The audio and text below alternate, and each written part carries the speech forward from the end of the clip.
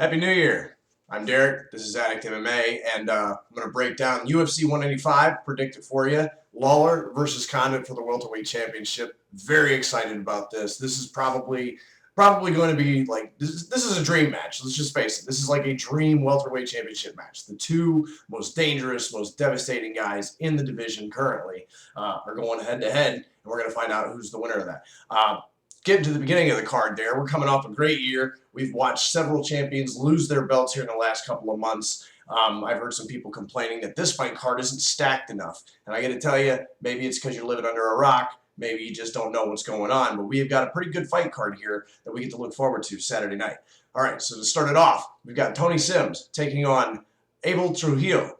Now, Abel Trujillo is a very powerful striker. He's a very straightforward mover and throws with a lot of intent, a lot of power.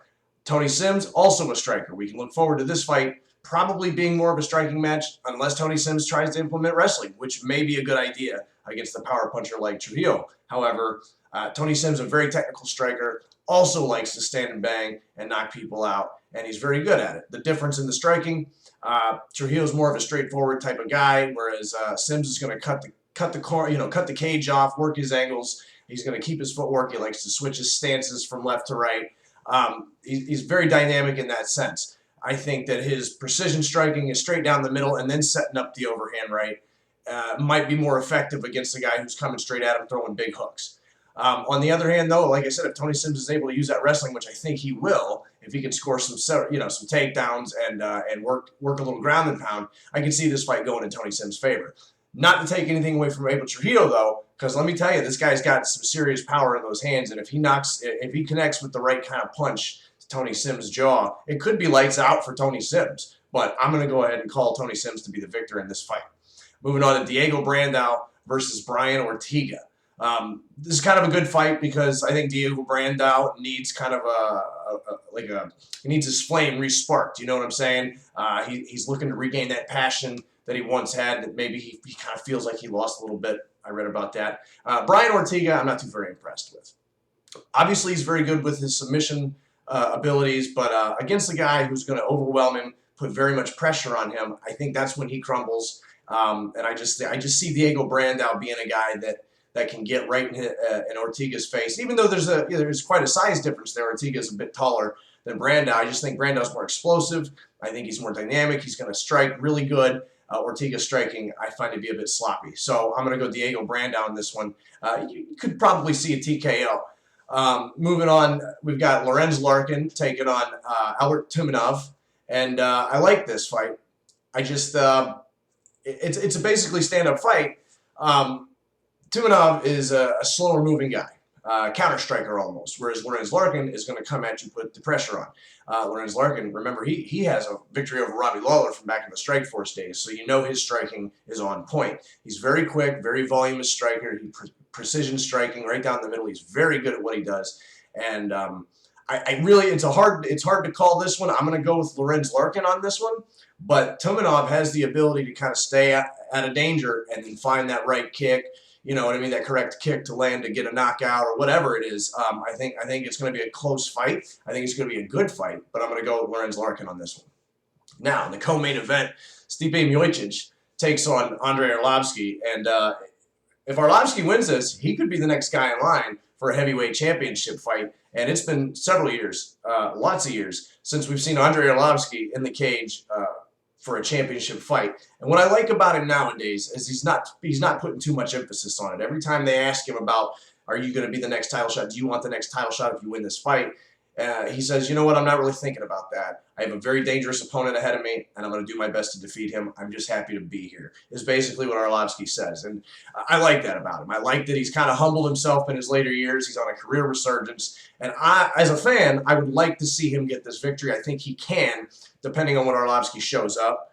That being said, Stipe is, obviously very good. He is put down plenty of opponents, but at the same time, he's gone toe-to-toe to the distance in a 3-round fight against Junior Dos Santos. So the guy's got a rock-hard chin. He can be shook. We've seen him get hit before, and that's one thing I want to put in there. With Arlovski's speed and striking, there's a good chance he's going to land some really solid punches, some really significant strikes on the chin of Stipe Miocic. But Miocic can do the same to Arlovski.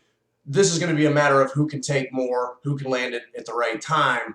I'm going to go ahead and pick Arlovski for this one as well. I think he's on a roll, and I just would like to see him win. Now that doesn't mean I absolutely. I mean, this is a 50-50 fight. It could go either way. I'd like to see these guys maybe, Stipe use some of that wrestling, maybe Arlovski use some of that sambo and really mix it up. But at the end of the day, it could go either way. Either guy could win by knockout. Today I'm just going with Arlovski because, I like him and I want to see him in the title picture once again. Now on to the main event. This is a 50-50 fight if there ever was one. Lawler, the champion, takes on the natural-born killer, Carlos Condit. Now, I'm going to come right out the gate and say I'm hoping Lawler wins. I would like to see him win, and he definitely can win, and he can probably knock out Carlos Condit if he lands the right strikes. That being said, Carlos Condit's not – I think he's been knocked out maybe once in his career. The advantages really got to go to Carlos because his striking is a bit more dynamic. He's very quick with the knees and the elbows.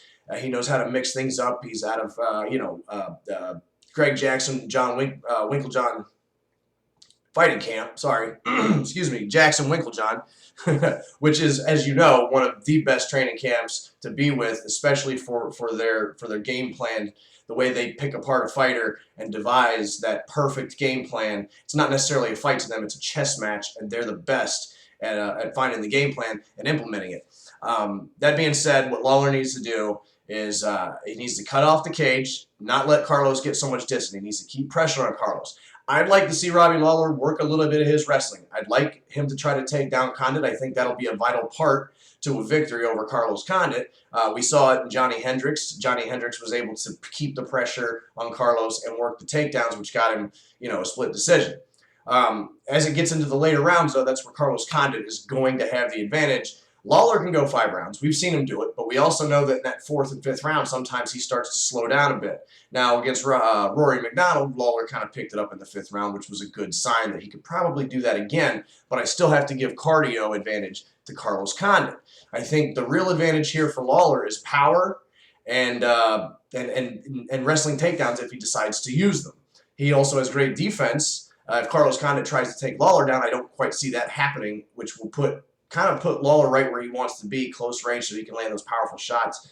Lawler also good with throwing knees and kicks and things of that nature. He's just a very conservative. He's a very conservative stand-up guy compared to what he used to be. He used to be a very balls to the wall, very sloppy striker, but these days we've definitely seen him mature. If I was betting money, I would bet on Carlos Condit, but I'm not. So I'm going to pick Robbie Lawler to remain champion. I believe that he will implement the right game plan down there at American Top Team. They are also one of the bigger, more well-known, smarter camps to train for. If we can see him cut off the cage, maybe keep the pressure on Carlos Condit, I could see Robbie Lawler scoring a knockout victory 3rd or 4th round over Carlos Condit. I'm going Robbie Lawler. All right, so if you've got any questions, if you've got video ideas or anything like that, email me sorry, that's Twitter. Email me, addictmma34@gmail.com.